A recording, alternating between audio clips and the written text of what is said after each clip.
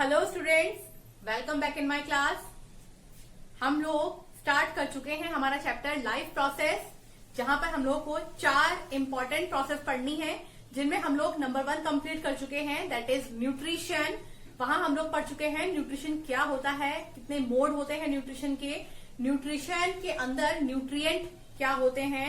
Next हम लोग पढ़ चुके हैं कि न्यूट्रिएंट प्लांट में कैसे होता है, एनिमल के अंदर कैसे होता है। आज हम लोग पढ़ने वाले हैं हमारे नेक्स्ट प्रोसेस, जो कि है रेस्पिरेशन। तो अगर हम लोग बात करते हैं पहले डेफिनेशन की, the process of releasing energy from food is called respiration. जैसे कि हम लोग न्यूट्रिशन पॉइंट को पढ़ रहे थे, वहां हम लोगों ने एब्जॉर्प्शन पॉइंट पढ़ा था। हम लोगों ने न्यूट्रिशन में 5 स्टेप पढ़े थे, जिनमें हमारा था इगेशन, नेक्स्ट था हमारा डाइजेशन और उससे नेक्स्ट था हमारा एब्जॉर्प्शन।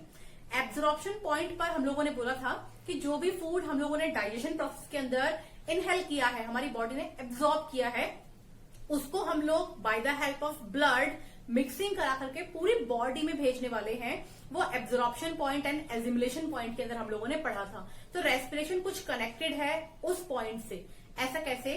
ऐसा ये होगा कि हम लोग अगर बात करते हैं न्यूट्रिशन की, तो न्यूट्रिशन कनेक्टेड है रेस्पिरेशन से। जब तक हम लोग ब्रीथिंग प्रोसेस के थ्रू ऑक्सीजन को इनहेल नहीं करेंगे, तो जो फूड हम लोगों ने बॉडी में एब्जॉर्ब किया है, उसको ब्लड पूरी बॉडी के अंदर लेकर किस तरीके से जाएगा। ब्लड का काम है ऑक्सीजनरेटेड ब्लड को पूरी बॉडी में लेके जाना और डी ऑक्सीजनेटेड ब्लड को वापस से ऑर्गन से लेकर के हमारे लंग्स में पहुंचा करके कार्बन डाइऑक्साइड को बॉडी से बाहर रिलीज करना। तो ये पूरी प्रोसेस जो है आपस में इंटरकनेक्टेड है। न्यूट्रिशन हमारा रेस्पिरेशन से इंटरकनेक्टेड है। लेकिन यहां पर साथ ही साथ मैं एक डिफरेंस और समझाना चाहूंगी कि ब्रीथिंग में और रेस्पिरेशन में क्या डिफरेंस है।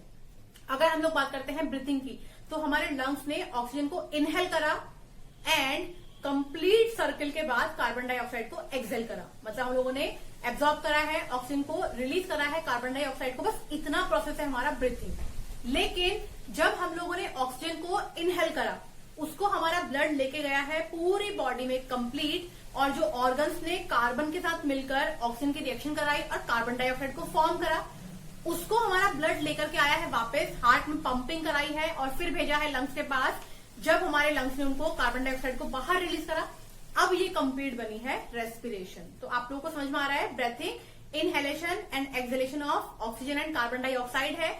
जबकि अगर हम लोग बात करते हैं रेस्पिरेशन की, तो ब्लड का पूरा सर्कुलेशन भी बॉडी के अंदर जब होगा और हमारे एक एक बॉडी ऑर्गन तक ऑक्सीजन जाएगा और कार्बन डाइऑक्साइड वहां से एब्जॉर्ब करके ब्लड वापस लेके आएगा हार्ट तक और वहां से पहुंचेगा लंग्स तक, उसको बोल देंगे हम लोग रेस्पिरेशन। तो ये फर्क होता है ब्रेथिंग का रेस्पिरेशन का। जो बोर्ड एग्जाम से पूछा जाता है कि क्या डिफरेंस है ब्रेथिंग एंड रेस्पिरेशन में, एक्चुअली ब्रेथिंग रेस्पिरेशन के इनसाइड ही एक प्रॉपर्टी है, जबकि रेस्पिरेशन के साथ ऐसा नहीं है।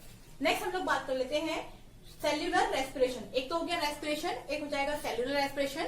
अगर बात करते हैं सेल्यूलर रेस्पिरेशन, यहां पर वर्ड यूज हो रहा है सेल। सेल मतलब हमारी स्किन के अंदर, हमारे ऑर्गन्स के अंदर जो बेसिक यूनिट है वो है सेल।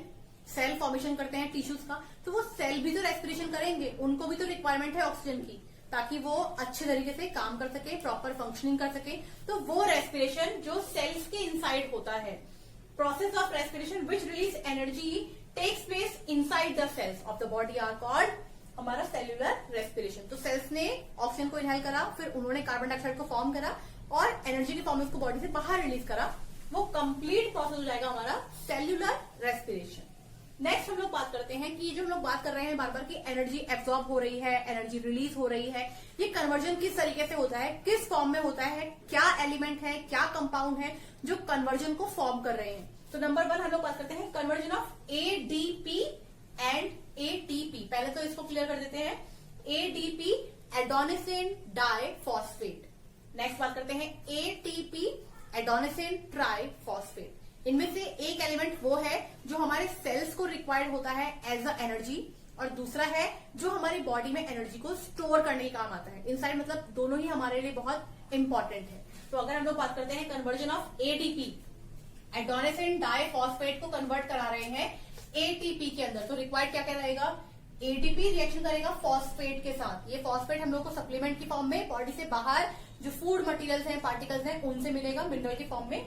साथ में ये सिंबल है एनर्जी का, मैंने इसको शॉर्ट में लिख दिया है एनर्जी। ये एनर्जी कहां से मिलेगी, फ्रॉम रेस्पिरेशन। जब हमने रेस्पिरेशन किया, इनहेलेशन किया है ऑक्सीजन का, वहां से एनर्जी मिली है, उस एनर्जी की प्रेजेंस रहेगी, फॉस्फेट रिएक्शन कराने जाएगा एडीपी के साथ, तो बना के आएगा एटीपी। अब देखिए यहाँ पर डीपी का मतलब होता है डाइफॉस्फेट, मतलब दो फॉस्फेट के मॉलिक्यूल ने रिएक्शन करी एक फॉस्फेट के मॉलिक्यूल के साथ, तो मिलके बन के आया हमारे पास एडेनोसिन ट्राइफॉस्फेट, मतलब 3 फॉस्फेट के मॉलिक्यूल। तो बहुत सिंपल है, 2 फॉस्फेट मॉलिक्यूल ने रिएक्शन करी है एक फॉस्फेट मॉलिक्यूल के साथ और मिलके आए हैं हमारे पास 3 फॉस्फेट मॉलिक्यूल।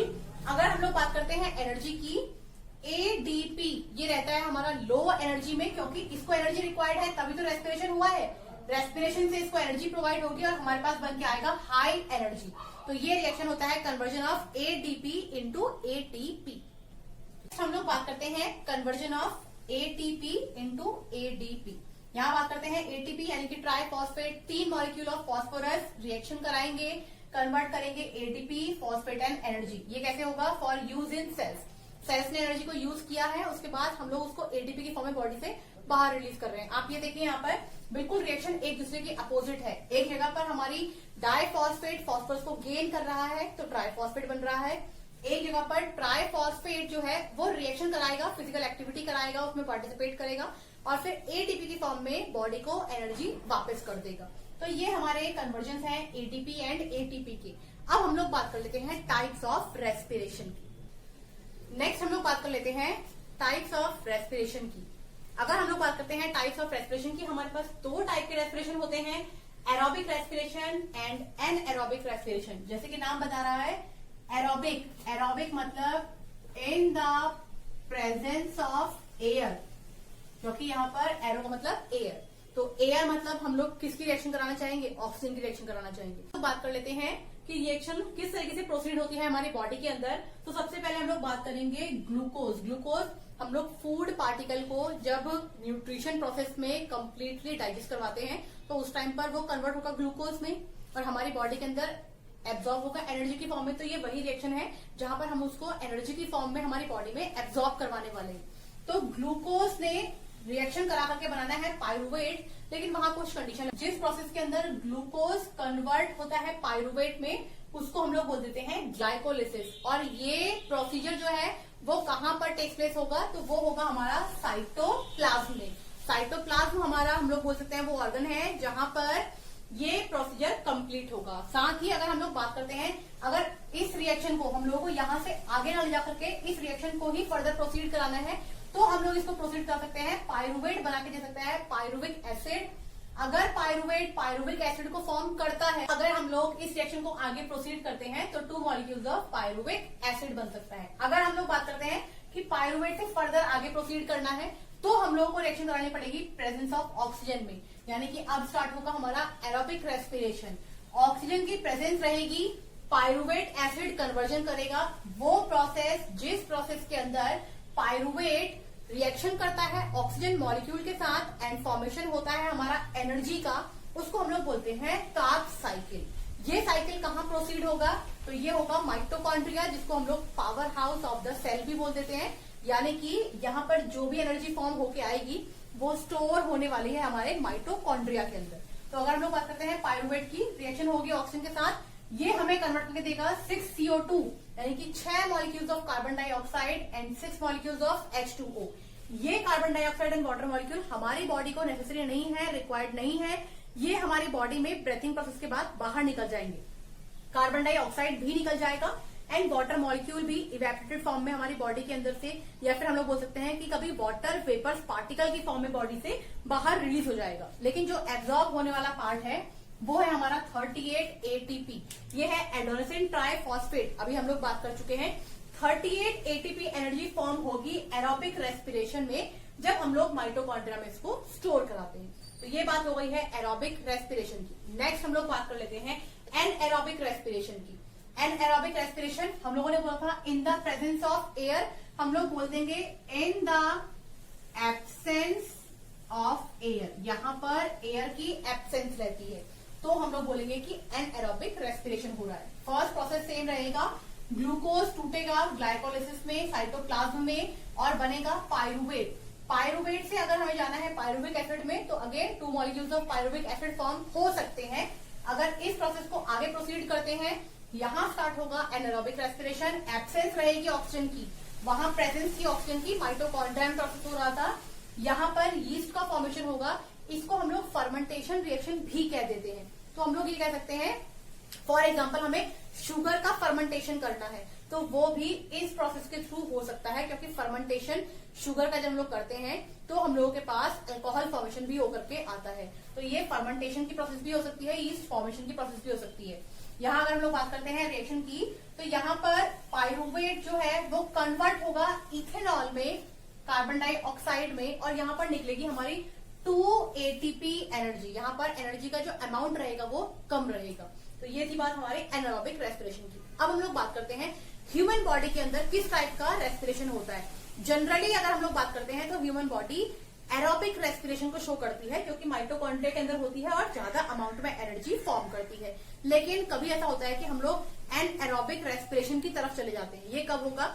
जब हम लोग कुछ ज्यादा हार्ड फिजिकल एक्सरसाइज कर रहे हैं, जैसे हम लोगों ने एक्सरसाइज स्टार्ट करी है, वॉकिंग स्टार्ट कर दी है, हम लोगों ने रनिंग स्टार्ट कर दी है, एकदम से हम लोग रुकते हैं तो हमारी सांस एकदम तेज होने लग जाती है। उसका रीजन क्या है? उस समय पे हम लोग एनएरोबिक रेस्पिरेशन कर रहे हैं, वहां पर एनर्जी का अमाउंट तो कम बन रहा है, लेकिन क्योंकि हम लोग जल्दी जल्दी सांस लेंगे तो हमको एकदम से एनर्जी गेन करने में हेल्प मिलेगी। तो आप याद रखेंगे कि ह्यूमन बॉडी में जनरली एरोबिक रेस्पिरेशन ही शो होता है, लेकिन कुछ पर्टिकुलर कंडीशन में हमारी बॉडी एनएरोबिक रेस्पिरेशन को भी शो करती है। तो आज हम लोगों ने बात की है रेस्पिरेशन की। नेक्स्ट वीडियो में हम लोग बात करेंगे रेस्पिरेशन इन प्लांट्स। अगर इस वीडियो के रिगार्डिंग आप लोगों के कुछ डाउट्स, क्वेश्चंस हैं तो प्लीज उसको कमेंट सेक्शन में लिख दीजिएगा। आज के लिए इतना ही, थैंक यू।